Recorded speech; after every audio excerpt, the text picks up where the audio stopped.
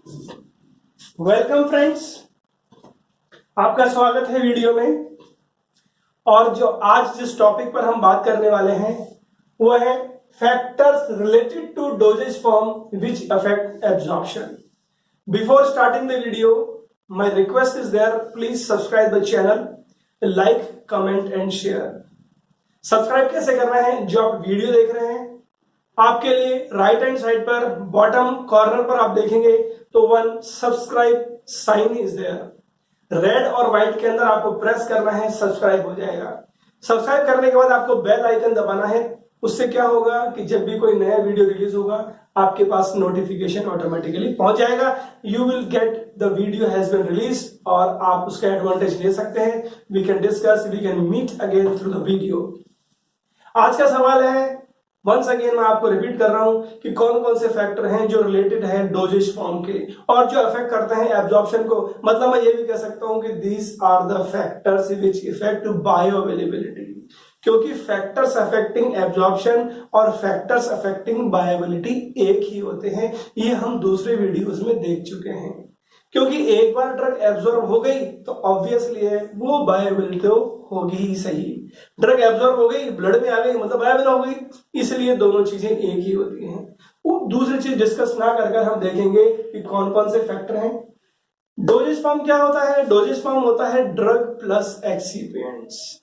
तो ड्रग को निकालने के बाद जो सारी फैक्टर्स है ना, वही हम देखेंगे कि इसके अंदर डोजेज फॉर्म एग्जांपल्स हमें उसमें देखेंगे। हम पहला आता है disintegration time. This disintegration time is important for solid dosage form, tablet, capsule and powder. Sir disintegration तो कैप्सूल में होता ही नहीं, पाउडर में नहीं होता है। You are absolutely correct. लेकिन क्या है कि यहाँ पर एक और चीज होती है डिसोल्यूशन, जो कैप्सूल में तो होती है, पाउडर में तो होती है। तो उसको समझने के लिए पहले देखेंगे कि कैप्सूल या टैबलेट या पाउडर के अंदर क्या क्या होता है। ये एग्जांपल है टैबलेट का।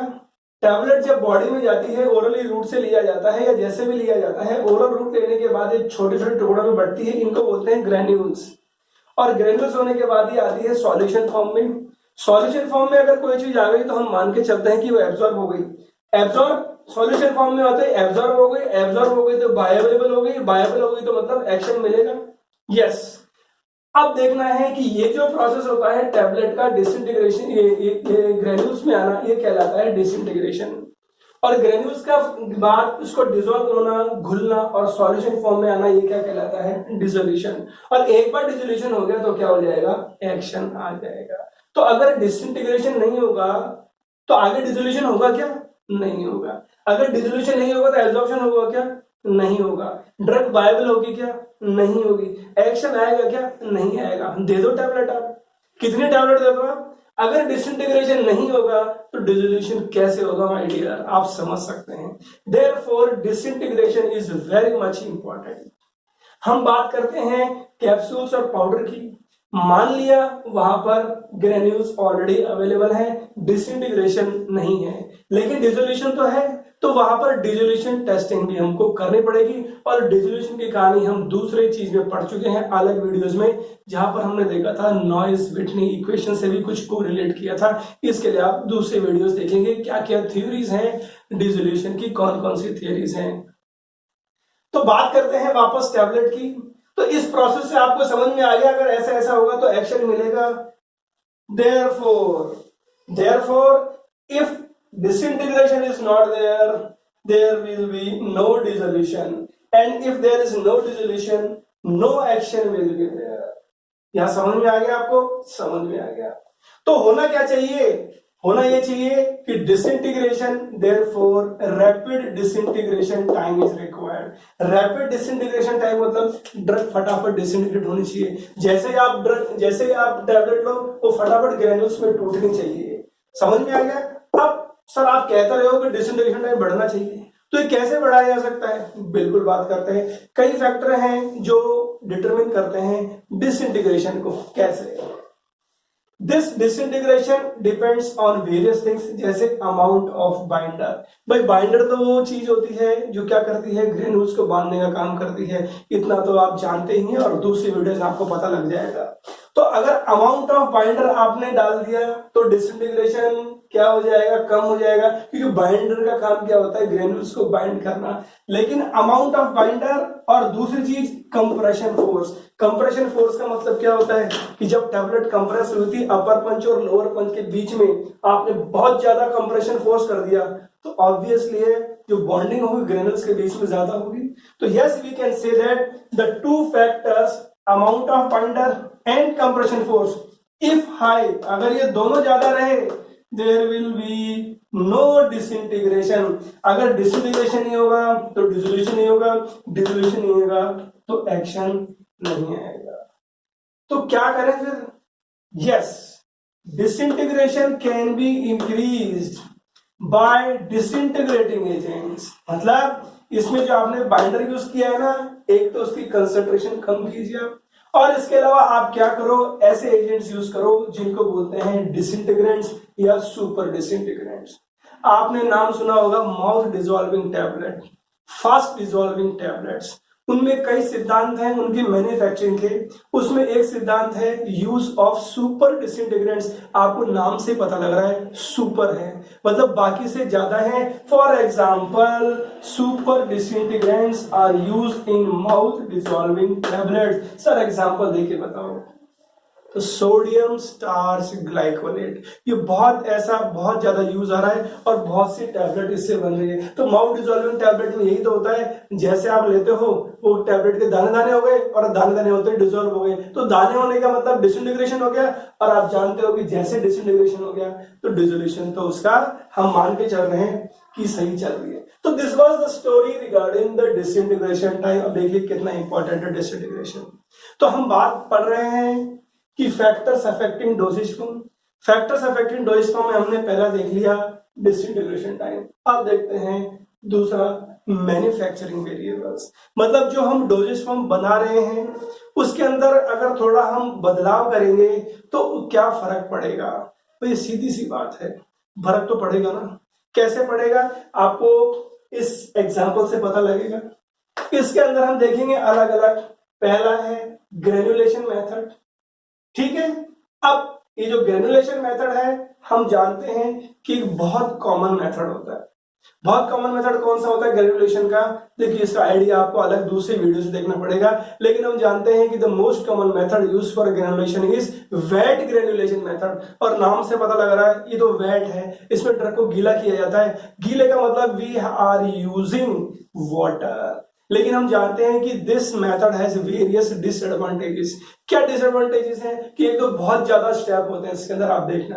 दूसरी चीज इसके अंदर जो drug which are prone to hydrolysis वो की जा सकती है इस मेथड से, नहीं की जा सकती। इसके अलावा आप जानते हो कि वेट ग्रेनुलेशन मेथड के अंदर ड्राइंग स्टेप भी आता है, आपको हाई टेम्परेचर यूज करना पड़ेगा। तो जो ड्रग हीट सेंसिटिव हो सकती है क्या? नहीं हो सकती है। और भैया यहाँ तो और लफड़ा हो गया, जब आप वाटर भी डाल दिया और आप हीट भी डाल दी तो ड्रग का डिग्रेडेशन ज्यादा होगा। तो yes, the same thing is there, it is the most common method but it has many problem and disadvantages. क्या? This method has many steps, there is hydrolysis of drug, there is drying of drug. और drying का मतलब जब granule आप सुखाते हो उसमें heat की जरूरत पड़ती है। इन दोनों की वजह से क्या होगा, ड्रग डिग्रेड हो सकती है। इसकी वजह से भी हो सकती है, इसकी वजह से हो सकती है, दोनों का इफेक्ट तो ऑब्वियसली ज्यादा आएगा। Therefore it is not suitable for those kind of drug which are moisture and heat sensitive. तो क्या करें सर? इसके लिए और भी मेथड होता है, आपने सुना होगा। एक होता है ड्राई ग्रेनुलेशन, एक होता है डायरेक्ट कंप्रेशन। लेकिन एक और मेथड आया है जो सुपीरियर मेथड है, इसको बोलते हैं एपीओसी। एपीओसी का मतलब क्या है? एग्लोमरेटिव फेज ऑफ कम्युनिकेशन। एग्लोमरेट एक अंग्रेजी का शब्द है जिसका मतलब होता है इकट्ठा करना, और कम्युनिकेशन का आप जानते हो साइड रिडक्शन का दूसरा नाम है। तो इसमें क्या किया जाता है कि ड्रग को लिया जाता है और ड्रग को पीसा जाता है। किसके अंदर? बॉल मिल के अंदर। पीसने का मतलब क्या है? कम्युनिकेशन या साइड रिडक्शन की बात कर रहा हूं। तो drug is taken, it is subjected to ball mill, या बॉल मिल के अंदर डाल देते हैं और फिर ग्राइंड कर रहे हैं। बोल तो रहा हूं साइड रिडक्शन कर रहे हैं। ग्राइंड करने के बाद क्या होगा? कब तक ग्राइंड होगी? जब तक पार्टिकल्स है ना छोटे छोटे टुकड़े होकर वापस इकट्ठे होने स्टार्ट नहीं हो जाए। तो पार्टिकल्स स्टार्ट एग्लोमरेटिंग, और क्या होगा? जो टैबलेट इससे बनेगी वो सुपीरियर क्वालिटी की बनेगी। अब वो क्यों बनेगी, तो रिसर्च के बाद ये पता लगाया गया कि जो पार्टिकल्स को जब आपने इतना छोटे साइज में तोड़ दिया ना, तो क्या होगा, हम जानते हैं कि पार्टिकल साइज का जब सरफेस एरिया बढ़ता है, कब बढ़ता है, जब उनकी साइज छोटी रहती है। तो आपने उतना छोटा कर दिया उनका साइज, तो सरफेस एरिया बहुत बढ़ गया, और सरफेस एरिया बहुत ज्यादा जाता है तो हम जानते हैं डिसोल्यूशन बहुत ज्यादा बढ़ जाता है। ये हम पढ़ चुके हैं दूसरे वीडियोस के अंदर, जहां पर हमने देखा था नॉइज़-बेटिंग इक्वेशन और थियरीज ऑफ डिसोल्यूशन, जहां पर सरफेस एरिया एक बहुत इंपॉर्टेंट पैरामीटर है। तो इसीलिए मैं आपसे बोल रहा हूं कि वीडियो आप कंप्लीट देखिए ताकि आपको नॉलेज हो सके, और एक फैक्टर दूसरे फैक्टर से कहीं ना कहीं कोरिलेटेड है। तो हम देखते हैं अब जो अगला फैक्टर है इसके अंदर वो कौन सा है। अगला फैक्टर है कंप्रेशन फोर्स। कंप्रेशन फोर्स का मतलब यह है कि टैबलेट बनते समय जो अपर पंच और लोअर पंच के बीच में जो फोर्स लग रहा है, जिसकी वजह से टैबलेट बन रही है अपर पंच और लोअर पंच के बीच में, उस कंप्रेशन फोर्स की बात हो रही है। अब कंप्रेशन फोर्स भी इफेक्ट कर सकता है कि एब्जॉर्प्शन, बिल्कुल कर सकता है, क्योंकि absorption is affected by various factors, we know this very well. किस तरीके से? We know that compression forces क्या होगा, अगर कंप्रेशन ज्यादा या कम होगा तो हार्डनेस इफेक्ट होगी। कैसे होगी हम देख चुके हैं थोड़ी देर पहले। डिसोल्यूशन इफेक्ट होगा, बिल्कुल इफेक्ट होगा। डिसइंटीग्रेशन इफेक्ट होगा, बिल्कुल होगा। पोरोसिटी इफेक्ट होगी। भाई पोरोसिटी का क्या मतलब होता है? पोरोसिटी आपको दूसरा वीडियो देखना पड़ेगा। कुल मिलाकर कहने का मतलब यह है कि अगर कोई कंटेनर है, उसमें मैंने अगर पाउडर डाल दिया, तो पाउडर के या तो पार्टिकल्स बहुत दूर दूर हो सकते हैं या बिल्कुल पास हो सकते हैं। तो अंग्रेजी में एक शब्द होता है पोर। पोर का मतलब होता है छेद। तो कहने का मतलब अगर जिसके अंदर पार्टिकल्स के बीच में स्पेस ज्यादा होगी ना, तो क्या अपन कह सकते हैं, वी कैन से दैट वो पाउडर पोरस है, या हम ये कह सकते हैं कि उस पाउडर के अंदर पोरोसिटी ज्यादा है। तो जब हार्डनेस ज्यादा होगी तो अभी इसे पार्टिकल्स पास पास आएंगे, और जब पार्टिकल्स पास पास आएंगे तो पोरोसिटी कम होगी ना, तो we can say that it affects porosity also. और चूंकि पोरोसिटी है तो डेंसिटी भी ऑल्सो। तो सर क्या इफेक्ट पड़ता है फिर हार्डनेस का? तो हम कह सकते हैं the effects observe due to compression forces are variable. कैसे?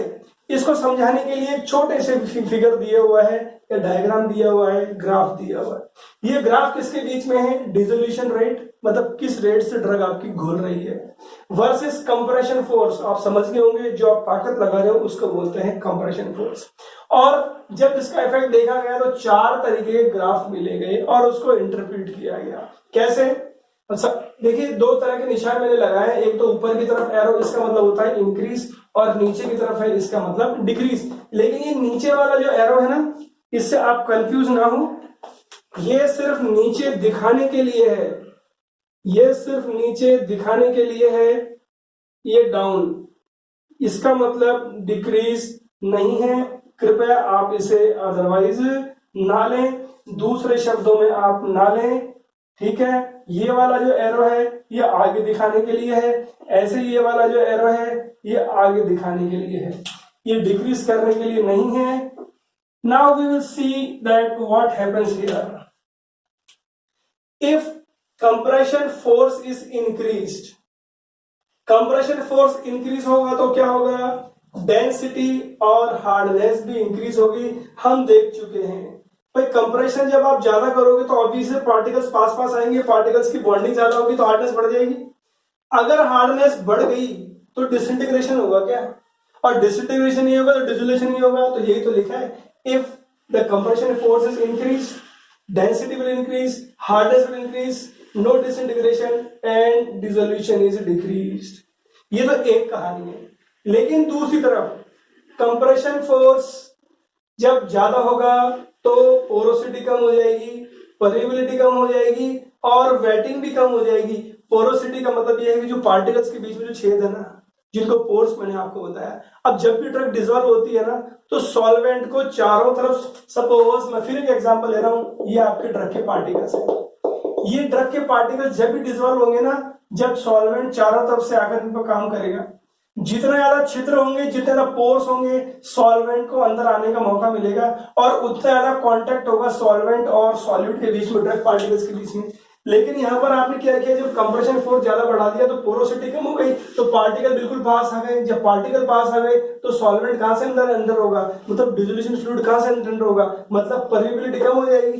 परमेबिलिटी कम हो जाएगी तो वेटिंग कम हो जाएगी, पार्टिकल गीले नहीं होंगे, और गीले नहीं होंगे तो क्या होगा, डिसोल्यूशन नहीं होगा। तो यही तो किया है अपन ने, यही तो समझाने का प्रयास किया है। Means when the compression force is increased, dissolution rate decreases. इधर कंप्रेशन फोर्स है, डिसोल्यूशन देखो बिल्कुल धीरे धीरे डिक्रीज हो रहा है। तो हम ये चीज कह सकते हैं, समझा सकते हैं इजीली। दूसरी चीज आती है इसके अंदर, देखो बी ग्राफ। बी ग्राफ में क्या हुआ है, इंक्रीज इन कंप्रेशन फोर्स, ठीक है। लेकिन एक और चीज कहानी वही देख रहे हैं कि ये तो ग्राफ मिल रहा है, ये ग्राफ भी मिल रहा है, और साथ में इन दोनों का कॉम्बिनेशन भी वही चीज हम देख रहे हैं।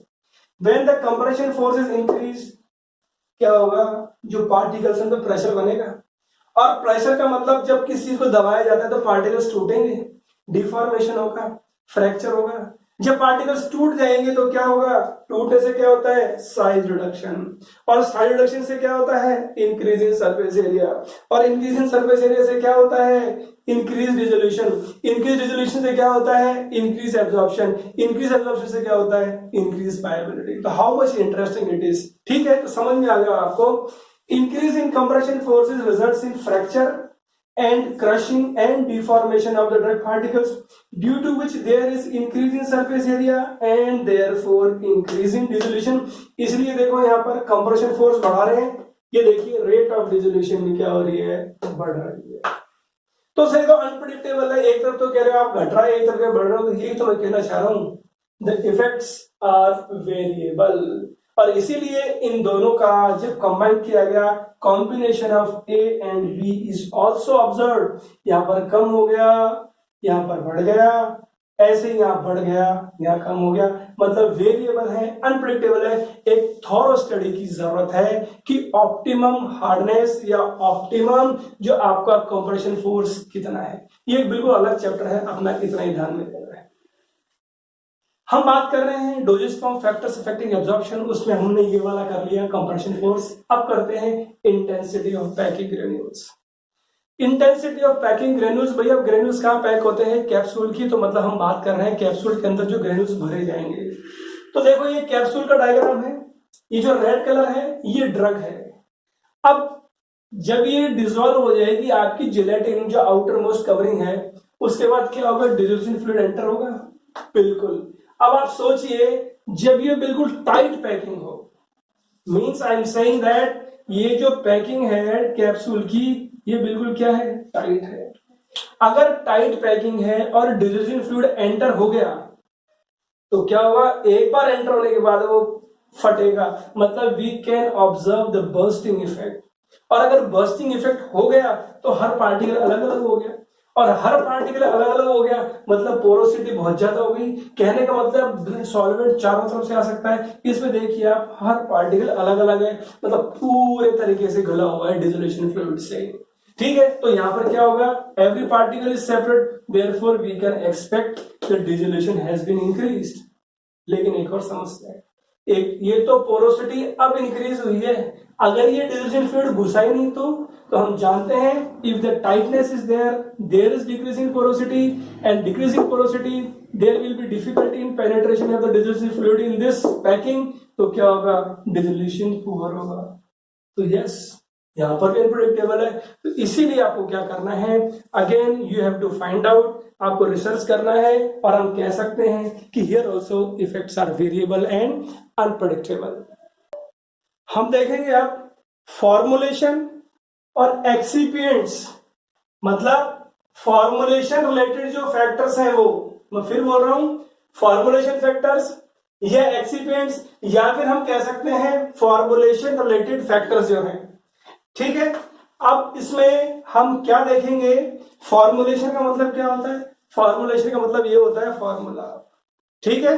तो फॉर्मूला का मतलब किसी भी चीज में अगर तुमने क्या क्या चीजें डाली हैं तो वो क्या कहलाता है, फॉर्मूला, ठीक है। तो अब यहां पर ये फॉर्मूला हो गया, ये फॉर्मुलेशन हो गया।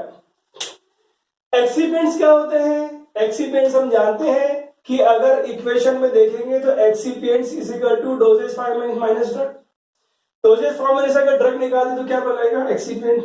और एक्सीपिएंट्स क्यों जरूरी होते हैं, तो एक्सीपिएंट से भी फर्क पड़ेगा एब्जॉर्प्शन पर, बायोअवेलेबिलिटी पर, यस पड़ेगा। हम जानते हैं कि एक्सीपिएंट्स क्यों जरूरी है, उसको अरे आपको दूसरे वीडियो देखना पड़ेगा।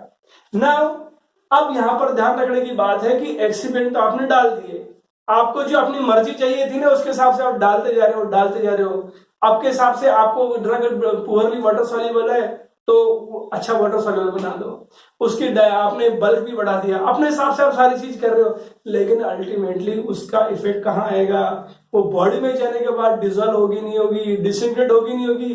तो जितना ज्यादा आप एक्सीपिएंट्स डालोगे ना उतना ज्यादा आपका कॉम्प्लेक्स हो जाएगा फिनोमेना। तो yes, therefore we can say that more excipients is equal to complexity. किस तरह की, there will be problem in disintegration and dissolution. अब एक्सीपिएंट्स अलग अलग तरीके के डाल सकते हैं। अगर हम टैबलेट कैप्सूल की बात करें, आप जानते हैं, इसके लिए आपको दूसरे वीडियो देखना पड़ेगा, लेकिन हम तो देखते हैं कौन कौन से एक्सीपिएंट्स और क्या इफेक्ट पड़ता है, वो कैसे इफेक्ट करते हैं एब्जॉर्प्शन को। तो पहला लेते हैं अपन व्हीकल।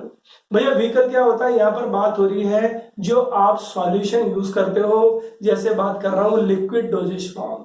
लिक्विड डोजेज फॉर्म बनाने के लिए या तो जो आप सॉल्वेंट यूज करते हो या तो वाटर सॉल्युबल हो सकता है या वाटर हो सकता है या वाटर मिसिबल, सही तरह से कहा जाए तो उसको वाटर मिसिबल। तो yes, we will take an example of vehicle. The vehicle में भी एक्वस मतलब पानी हो सकता है, या फिर नॉन एक्वस लेकिन वो वाटर मिसिबल मतलब पानी में घुलने वाला, जैसे ग्लिसरॉल, जैसे पॉलीइथाइलिन ग्लाइकोल। तो ठीक है, ये दूसरा हो गया नॉन एक्वस वाटर मिसिबल जैसे पीजी। तीसरा कौन सा है, नॉन एक्वस वाटर मिसिबल जैसे वेजिटेबल ऑयल्स। तो तीनों तरह के यूज होते हैं। बिल्कुल सर, हमने ये तो सुना ही नहीं, तो आप सुनोगे कहां से, ये तो चीज ऐसी होती है जो पेरेंटल डोजेज फॉर्म में काम आती है इंजेक्शन के अंदर, जब अपन पढ़ेंगे पेरेंटल, जब देखेंगे हम। अब यहां पर ध्यान देने वाली बात यह है कि अगर मैं एक्वस व्हीकल की बात करूं तो ये तो बहुत अच्छी चीज है। बहुत अच्छी चीज कैसे है कि अगर कोई ड्रग पुअरली वाटर सॉल्युबल है ना, तो हम क्या डालते हैं उसमें, सॉल्युबलाइजर डाल देंगे। सॉल्युबलाइजर वो एजेंट होते हैं जो पुअरली वाटर सॉल्युबल ड्रग की सॉल्युबिलिटी को इंक्रीज करते हैं, और वो सॉल्युबलाइजर वाटर में सॉल्युबल है, तो दोनों काम हो गए। अगर ड्रग पुअरली वाटर सॉल्युबल है तो आपने सॉल्युबल डाल दिए। दूसरा फायदा ये है कि जो पानी है ये क्या है, it is miscible with fluids. It is miscible with fluids. अब सिर्फ इसी के साथ नहीं, इसके साथ भी ऐसा है, मतलब एक्वस के साथ नहीं, नॉन एक्वस के साथ भी ऐसा है कि सॉल्युबलाइज इसमें भी डल जाएगा और ये भी मिसिबल रहेगा। और कोई भी चीज अगर मिसिबल रही तो मतलब क्या होगा, एब्जॉर्प्शन उसका फास्ट हो जाएगा।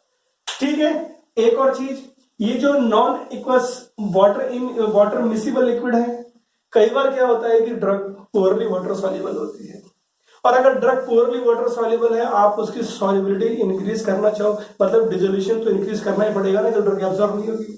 तो उस केस के अंदर क्या करते हैं अपन, ये ही यूज करते हैं नॉन एक्वस वाटर मिसिबल।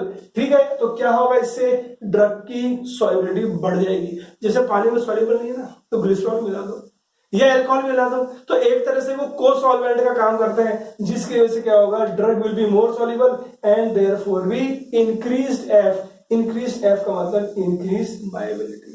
तो अब नॉन एक्वस की बात कर रहे हैं, तो नॉन एक्वस की बात करें तो यहां पर इंपॉर्टेंट चीज आती है पार्टीशन कोएफिशिएंट। और पार्टीशन कोएफिशिएंट क्या होता है, ये आपको दूसरे वीडियोस में देखना पड़ेगा। इसमें अपने को पता लगना पड़ेगा कि ड्रग लिपोफिलिक है या हाइड्रोफिलिक है, और ड्रग की लिपोफिलिसिटी और हाइड्रोफिलिसिटी जो बैलेंस है ना, वही तय करता है कि ड्रग किस रेट पर एब्जॉर्ब हो रहा है। The details are in different video. तो यहां तक तो बात है व्हीकल की, लेकिन व्हीकल गाढ़ा या पतला भी फर्क पड़ेगा क्या, मतलब विस्कोसिटी का फर्क पड़ेगा क्या, बिल्कुल। Viscosity will effect the dissolution. ये कैसे हो सकता है, बिल्कुल हो सकता है ना। हमने देखा था fix law of first diffusion, और अपन ने ये भी देखा था कि नॉइज मिट्टी के अंदर एक टर्म आती है, उसको बोलते हैं डिफ्यूजन कोएफिशिएंट। फिक्स लॉ की बात करूं तो डिफ्यूजन कोएफिशिएंट मतलब अगर ड्रग को घुलना है, सपोज ये कोई ड्रग का पार्टिकल है, और डिसोल्यूशन की डेफिनेशन के अकॉर्डिंग क्या होता है कि ड्रग जब घुलती है ना, तो सपोज ये बड़ा पार्टिकल मैंने बना दिया, ये जो सरफेस से चीज है ना, ये फ्लूइड में जाती है, और यही तो कहलाता है डिसोल्यूशन। अब यहां पर आसपास जाना यही तो डिसोल्यूशन है, लेकिन यहां पर आसपास कितनी आसानी से आसपास जा पा रही है, ये जितनी आसानी से आसपास जा पाएगी उतना ज्यादा डिसोल्यूशन होगा। बिल्कुल होगा। तो यहाँ पर अगर विस्कोसिटी ज्यादा होगी तो आसपास जाया जा सकेगा, नहीं जाया जा सकेगा। तो yes, increase in viscosity will retard or decrease the movement of drug particles into surrounding fluid. Therefore, less dissolution मतलब less absorption मतलब less viability। तो इसलिए इंपॉर्टेंट है। तो सर ये कहाँ दिखता है? तो अगर आपने डोजेस फॉर्म के अंदर हाइड्रोकोलॉइड्स, ये विस्कोसिटी इंक्रीजिंग एजेंट्स जिनको थिकनिंग एजेंट्स भी बोलते हैं, जो मेनली सेल्यूलोज डेरिवेटिव होते हैं, अगर आपने ज्यादा यूज कर लिया तो ये समस्या आ सकती है। समझाने के हिसाब से बताया है, लेकिन व्हीकल की कहानी तो ये है। So this was the factor related to vehicle. Now we will see diluents. Diluent आप जानते हो कि ये वो डोजेस फॉर्म है जो आपकी प्रिपरेशन की बल्क इंक्रीज करने के काम में आते हैं। बल्क का मतलब साइज ऑफ प्रिपरेशन, क्योंकि मैं जानता हूं कि ड्रग की डोज बहुत कम होती है, 2 mg, 5 mg, 10 mg, 20 mg, 20 mg tablet बन सकती है क्या? नहीं बन सकती, लेकिन मुझे टैबलेट बनानी है, इसीलिए मैं यूज करता हूँ डाइल्यूएंट्स। ये डाइल्यूएंट्स मेनली 2 कैटेगरी के होते हैं, एक तो होता है ऑर्गेनिक और एक होता है inorganic. If I talk about organic, mainly वो कार्बोहाइड्रेट्स होते हैं, और कार्बोहाइड्रेट्स भी जैसे सेल्यूलोज डेरिवेटिव्स। और ये इतने अच्छे हैं कि कई तो डेरिवेटिव्स, जैसे अगर बात करूं माइक्रो क्रिस्टलाइन सेल्यूलोज, और ये माइक्रो क्रिस्टलाइन सेल्यूलोज काम आता है फास्ट डिसॉल्विंग टैबलेट या माउथ डिसॉल्विंग टैबलेट्स में। तो मतलब ऑर्गेनिक तो बहुत अच्छे हैं हम यहाँ पर अपने लिए। लेकिन कई बार क्या होता है कि हर जगह ऑर्गेनिक यूज नहीं, वो डिपेंड करता है कई चीजों पर, आपको कौन सा डाइल्यूएंट यूज करना है। ऐसे नेक्स्ट आता है इनऑर्गेनिक, और इनऑर्गेनिक में सबसे जो काम आने वाला है वो है डीसीपी। डीसीपी का मतलब होता है डाई कैल्शियम फॉस्फेट। तो ठीक है, डीसीपी यूज कर लो, आप डीसीपी यूज कर लो, लेकिन आपने पढ़ रहे हैं फैक्टर्स, ये भी अफेक्ट कर सकता है एब्जॉर्प्शन को। कैसे? अगर आपने डीसीपी के साथ यूज कर ली टेट्रासाइक्लिन, तो DCP forms complexation with tetracycline, और वो पुअरली एब्जॉर्ब होंगे। मतलब क्योंकि हम जानते हैं कि टेट्रासाइक्लिन कैल्शियम के साथ कॉम्प्लेक्स बनाता है, तो टेट्रासाइक्लिन कैल्शियम कॉम्प्लेक्स बन गया तो ड्रग ही बन गई, शरीर में जाने के बाद एब्जॉर्ब भी नहीं होगी, क्योंकि टेट्रासाइक्लिन तो कैल्शियम के साथ कॉम्प्लेक्स बना चुकी है। तो आपको ध्यान रखना है ड्रग कौन सी है और डाइल्यूएंट कौन सा आप यूज कर रहे हो। मतलब ड्रग डाइल्यूएंट इंटरेक्शन हो सकता है, ये आपके सामने। चलिए, जिसकी वजह से क्या हुआ? जिसकी वजह से एब्जॉर्प्शन कम हो गया। अगला आता है बाइंडर। भाई बाइंडर क्या होते हैं? ग्रेन्यूल्स किससे बनते हैं? बाइंडर से तो बनते हैं।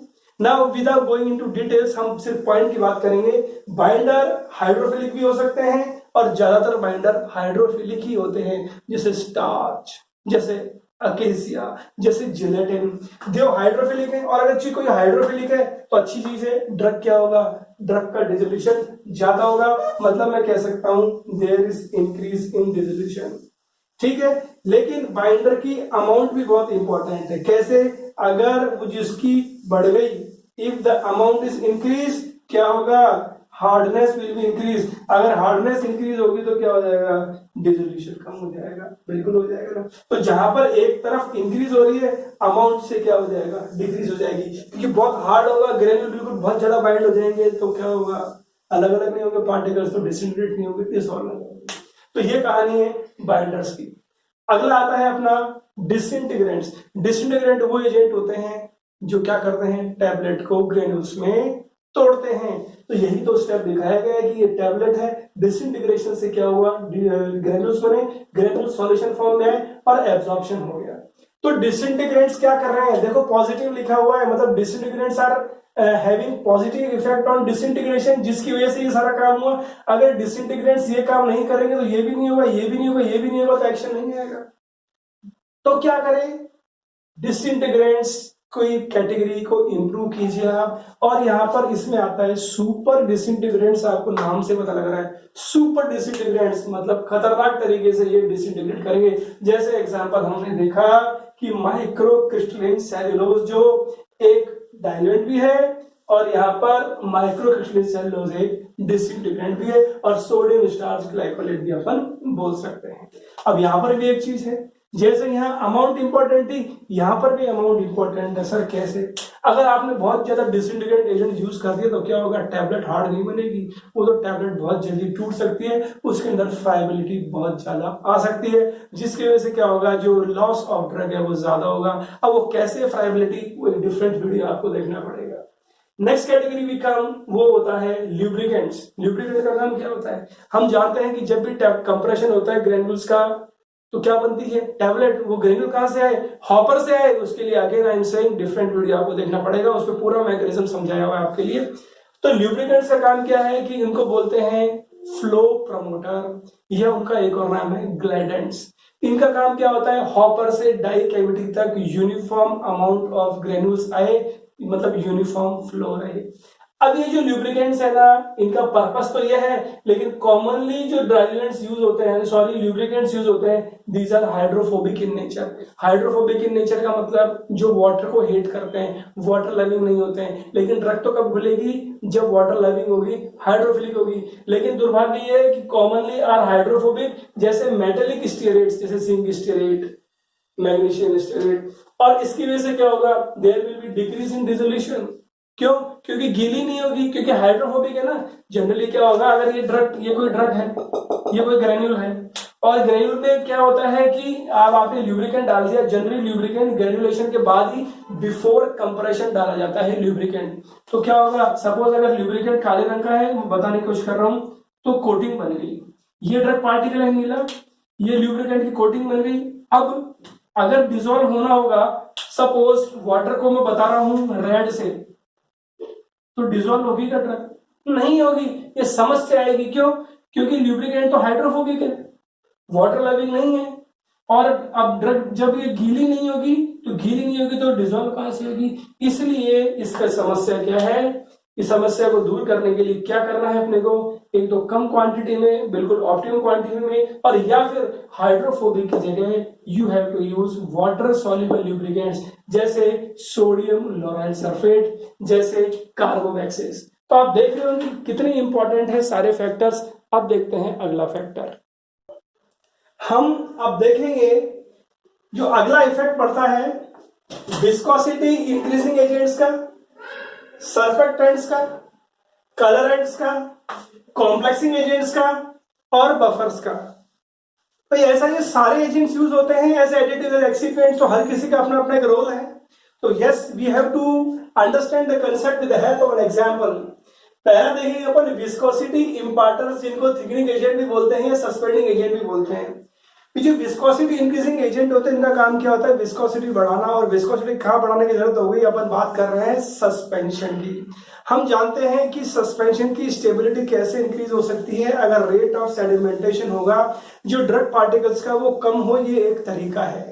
दूसरा तरीका और भी है, लेकिन अपन यहीं की बात कर रहे हैं ना, जितनी कम सेटलिंग होगी उतना केक देर से बनेगा। जितना केक देर से बनेगा, कहने का मतलब रेट ऑफ सेडिमेंटेशन जितनी लेट होगी, सस्पेंशन आपका उतना स्टेबल होगा और यूज करने के हिसाब से भी बेटर होगा। क्योंकि जैसे ही तुम शेक करोगे, ड्रग आपकी यूनिफॉर्मली डिस्ट्रीब्यूट हो जाएगी, और हर बार जब आप पोर करोगे कंटेनर में से, तो यूनिफॉर्म ड्रग आएगी, और वही सक्सेसफुल सस्पेंशन कहलाता है। तो अब ये सारी चीज किस पे बेस्ड है, विस्कोसिटी इम्पार्टर्स पर। अब जो विस्कोसिटी इम्पार्टर्स या थिकनिंग एजेंट्स हैं, these are mainly hydrophilic in nature. Example जैसे अकेजिया, जैसे ट्रेगाकेन, जैसे माइक्रोक्रिस्टलिन सेल्यूलोज या कार्बोक्सिमिथाइल सेल्यूलोज या माइक्रोक्रिस्टलिन सेल्यूलोज बताई थी आपको।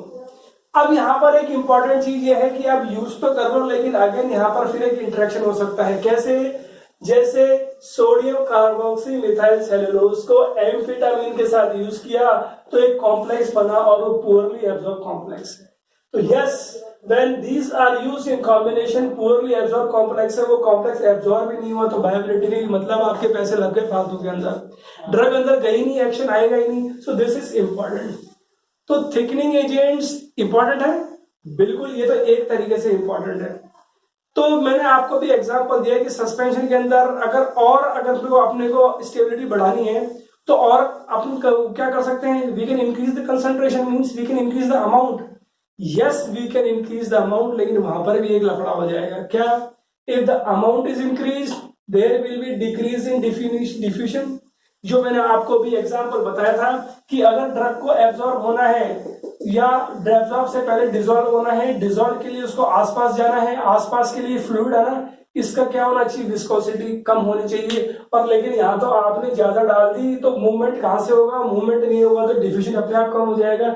जब डिफ्यूजन अपने आप कम हो जाएगा तो एब्जॉर्प्शन कम होगा, एब्जॉर्प्शन कम होगा तो वायबिलिटी कम होगी। तो इतना इंपॉर्टेंट है। इसके अलावा विस्कोसिटी इनके एजेंट क्या करते हैं, जीआईटी ट्रांजिट टाइम को भी डिक्रीज करते हैं, मतलब ये कहीं ना कहीं गैस्ट्रिक एम्प्टिंग को भी रिटार्ड करते हैं। अब ये कैसे इफेक्ट है, गैस्ट्रिक एम्प्टिंग का एक अलग लेक्चर है, आपको वहां से देखना पड़ेगा। अभी आपको इतना याद रखना है। जो नेक्स्ट आता है अपना जो एक्सीपिएंट की कैटेगरी में, वो है सर्फेक्टेंट। ये सर्फेक्टेंट इतनी इंपॉर्टेंट कैटेगरी, अगर सर्फेक्टेंट ना होना तो शायद डोजेस फॉर्म बनना ही बंद हो जाएंगे। सर्फेक्टेंट अपने आप में एक ऐसी कैटेगरी है जिसने फार्मेसी के अंदर डोजेस फॉर्म को एक नई दिशा दी है। कैसे, क्योंकि surfactant are used as various categories. कैसे, जैसे ये काम करते हैं सॉल्युबलाइजर का, अगर ड्रग घुल नहीं रही है तो सॉल्युबलाइजर की तरह यूज होंगे, सॉल्युबलाइजिंग एजेंट की तरह यूज होंगे। जैसे वेटिंग एजेंट, ड्रग गीली नहीं हो रही, भैया घुलेगी तो बाद में ना, जब वो वेट होगी, जब गीली होगी, जब गीली नहीं हो रही तो कहां से होगी। It means surfactants are also used as wetting agent. जैसे जो सर्फेक्टेंट जिनके एचएलबी वैल्यू 7 to 10 के आसपास होती है ना, वो होते हैं वेटिंग एजेंट्स। ऐसे ही सर्फेक्टेंट काम करते हैं इमल्सिफाइंग एजेंट या इमल्जेंट। आप सोचो तेल और पानी मिक्स नहीं होता है ड्यू टू इंटरफेशियल टेंशन, लेकिन यहाँ पर भी कोशिश की गई और इमल्शन बना लिया गया। मतलब जो दवाएं तेलीय प्रकृति की थी, ऑयली नेचर की, उनका बन गया डोजेस फॉर्म। और जो ऑयली ड्रग्स हैं वो भी ली जा सकती है, वरना तेल पी सकता है या नहीं पी सकता, लेकिन ये संभव हो गया किसकी वजह से, सर्फेक्टेंट की। That much important surfactant is. इसका मतलब मैं कह सकता हूं कि surfactant increase the wetting, surfactant increase the solubilization, surfactant increase the permeation. Permeation का मतलब ये होता है कि सपोज ये जीआईटी मेम्ब्रेन है, तो कई बार सर्फेक्टेंट क्या करता है कि ड्रग यहाँ पहुंच गई ना, तो ड्रग को यहां से यहाँ पहुंचाने में मदद करता है। तो मतलब इट इंक्रीज द परमिएशन। अभी डिटेल में ज्यादा नहीं जा रहा हूं, अभी आपको इतना ध्यान रखना है, it increase the permeation also. और अगर एक बार ड्रग यहां से यहाँ चलेगी तो अपन कह सकते हैं there is increase absorption and increasing viability. तो इतना इंपॉर्टेंट है सर्फेक्टेंट। तो सर्फेक्टेंट तो बहुत आपको आंख मीच के यूज करना चाहिए नहीं, अपन फैक्टर्स पढ़ रहे हैं अफेक्टिंग एब्जॉर्प्शन, ऐसा नहीं है। दूसरी चीज भी है, सर्फेक्टेंट्स का कॉम्प्लेक्स एक्शन होता है। कैसे, देख एग्जांपल के लिए अगर हाई कंसंट्रेशन में यूज कर लिया तो सर्फेक्टेंट का लैक्सेटिव इफेक्ट भी आता है। मतलब ड्रग जीआईटी में रहेगी नहीं, जीआईटी में रहेगी नहीं तो एब्जॉर्ब कहां से होगी, और एब्जॉर्ब नहीं होगी तो वायबिलिटी कहां से होगी। Yes, therefore a definite concentration should be use. मतलब आपको ऑप्टिमाइज करना है। तो अफेक्ट कर रहा है ना, ये बिल्कुल कर रहा है। और यही अपन पढ़ रहे हैं फैक्टर्स अफेक्टिंग एब्जॉर्प्शन, जो रिलेटेड है आपके एक्सिपिएंट्स वाले। अगला जो कैटेगरी आती है वो होती है कलरेंट्स। कलरेंट्स का एक और नाम है कलरिंग एजेंट्स, और मेनली जो इसमें यूज होते हैं उनको बोलते हैं डाइज। अब ये डाई इतने इंपॉर्टेंट है कि एक तो समस्या ये है कि these are hydrophobic in nature. Hydrophobic in nature कहने का मतलब पानी को आसपास से नहीं आने देंगी। अब आप सोचो जो कलरेंट्स होते हैं वो तो डोजेस फॉर्म के ऊपर ही ऊपर तो यूज होते हैं। जो कलरिंग एजेंट है वो डोजेस फॉर्म के ऊपर यूज होंगे। अगर ड्रग चली गई और गलती से अगर कोई डाई अगर एडजॉर्ब भी हो गई ना, एडजॉर्ब ने लिखा है, एडजॉर्ब भी होगी तो क्या होगा, उस ड्रग की वेटिंग ही नहीं होगी। जब वेटिंग ही नहीं होगी तो डिसोल्यूशन कहां से होगा, डिसोल्यूशन नहीं होगा तो एब्जॉर्प्शन नहीं होगा, एब्जॉर्प्शन नहीं होगा तो वायबिलिटी नहीं आएगी, मतलब ड्रग का एक्शन नहीं आएगा। तो इतना इंपॉर्टेंट है क्या, बिल्कुल इंपॉर्टेंट है। Due to hydrophobicity and absorption no wetting will be there and no dissolution will be there, तो ड्रग एब्जॉर्ब नहीं होगी। इसके साथ एक और इंपॉर्टेंट फैक्टर डिस्कस करने के लिए कि ये जो डाइज हैं they inhibit the micellar solubilization of bile acids. भैया बाइल एसिड का क्या होता है, इमल्सिफिकेशन ऑफ फैट्स, या फिर ऐसी ड्रग्स जो ऑयल सॉल्युबल होंगी। ठीक है, जैसे हार्मोन्स के कैटेगरी के अंदर ही हैं। तो क्या है कि बाइल एसिड्स हार्मोन्स को एब्जॉर्ब करते हैं जैसे स्टेरॉइड्स को, लेकिन अगर इसके अंदर आपने ऐसी डाई यूज कर ली तो क्या होगा, ना तो उनका माइसेलर सॉल्युबलाइजेशन होगा बाइल एसिड से, और ना वो डिसॉल्व होंगी, मतलब डिसॉल्व नहीं होंगी तो एब्जॉर्प्शन नहीं होगा। आप तो समझ रहे हो कि दे दिया फायदा हो गया, लेकिन डाई की वजह से लफड़ा हो गया। Therefore dyes effect the absorption. Next category आती है कॉम्प्लेक्सिंग एजेंट। आपको नाम से पता लग रहा है कि इसमें कॉम्प्लेक्स बनते हैं। ड्रग और कोई एजेंट होगा जिसकी वजह से बना ड्रग कॉम्प्लेक्स, तो उसको मैंने लिखा है डीसी। तो यस, डीसी की बात कर रहे हैं। अब ये ड्रग कॉम्प्लेक्सेशन का बहुत इंपॉर्टेंट रोल है, जैसे सर्फेक्टेंट का होता है फार्मेसी के अंदर। कैसे? This drug complexation is used to increase the solubility. ठीक है, ये अफेक्ट करता है ड्रग की साइज को, क्योंकि ड्रग की साइज बढ़ जाती है जब ड्रग है और साथ कॉम्प्लेक्स बनेगा, भाई एक और एक दो साइज तो बढ़ेगी ना। ऐसा ही drug complexation is also used to increase the stability. It effects the partition coefficient. होता क्या है कि जब ड्रग कॉम्प्लेक्स आपने बना दिया, किस किस के लिए? इसके लिए, इसके लिए, इसके लिए, इसके लिए, यहां तक तो ठीक है। लेकिन ड्रग अपना इफेक्ट जब भी शो करेगी जब वो फ्री हो जाएगी उससे। सपोज ये ड्रग है और ये कॉम्प्लेक्स है, ये जीआईटी की मेम्ब्रेन है। ड्रग को अगर एब्जॉर्ब होना है ना, तो पहले कॉम्प्लेक्स ड्रग अलग होगी और जो कॉम्प्लेक्सिंग चीज है वो अलग होगी, और फिर ये ड्रग ही अंदर जाएगी कहाँ? ब्लड में, और अपना एक्शन शो करेगी। It means this complex should dissociate into free drug and agent, जो जिससे आपको कॉम्प्लेक्सिंग एजेंट जिसको बोलते हैं, और ये फ्री ड्रग की वजह से क्या होता है? आपको एक्शन मिलता है। तो ये हम कह सकते हैं कि ड्रग को यहां तक लाना, इधर से ले जाना, मतलब complexation is also used to increase the viability. Yes, यहां तक तो ठीक है। लेकिन अगर ये कॉम्प्लेक्स डिसोसिएटिव नहीं हुआ तो ये भी चीज अपने को ध्यान रखनी है कि if the DC is fail to dissociate, drug free नहीं होगी, इधर नहीं आएगी, एक्शन नहीं आएगा। तो या तो डिसोसिएट नहीं होगी, और या फिर ये भी हो सकता है कि ड्रग ने किसी के साथ एक ऐसा कॉम्प्लेक्स बना लिया हो जो पुअरली वाटर सॉल्युबल है, जैसे poorly absorbable complex are form by tetracycline with divalent metal ions, जैसे या डाइवेलेंट आयंस जैसे कैल्शियम, मैग्नीशियम और आयरन। तो ये हम डाई कैल्शियम फॉस्फेट के साथ में पढ़ चुके हैं, डाइवेलेंट जब पढ़ा था, और यहाँ पर फिर अपन देख रहे हैं कि कॉम्प्लेक्स यूज कर रहे हैं। तो यहाँ पर भी मतलब जो आपको इफेक्ट्स हैं आपको ध्यान में रखने जरूरी है। So this is how the different factors affect the absorption. यहां तक हमने पढ़ा, कुछ फैक्टर्स थे जो मैन्युफैक्चरिंग या मैन्युफैक्चरिंग वेरिएबल्स रिलेटेड थे। फिर हम देखा कौन कौन से मेन एक्सिपिएंट्स हैं वो यूज होते हैं। अब नेक्स्ट कैटेगरी अपन पढ़ेंगे कि how the nature and type of dosage form affects the absorption. उसके लिए मेरा नेक्स्ट कंटिन्यू वीडियो रहेगा, ये वीडियो रहेगा factors affecting absorption related to dosage form number 1, इसका कंटिन्यूएशन रहेगा नंबर 2, उसमें nature and type of dosage form. तो आप संपर्क में रहिए, be in touch, don't forget to subscribe the channel, like, comment and share. आपको कैसे सब्सक्राइब करना है? जो आप वीडियो देख रहे हो, आपके सामने वीडियो है, बिल्कुल बॉटम पर एक लाल और सफेद कलर का निशान है, उस पर सब्सक्राइब लिखा है, आपको फिंगर प्रेस करनी है, आपको पता लग जाएगा सब्सक्रिप्शन क्या है। तो जल्दी मिलते हैं नेक्स्ट वीडियो में। Best of luck, meet you soon.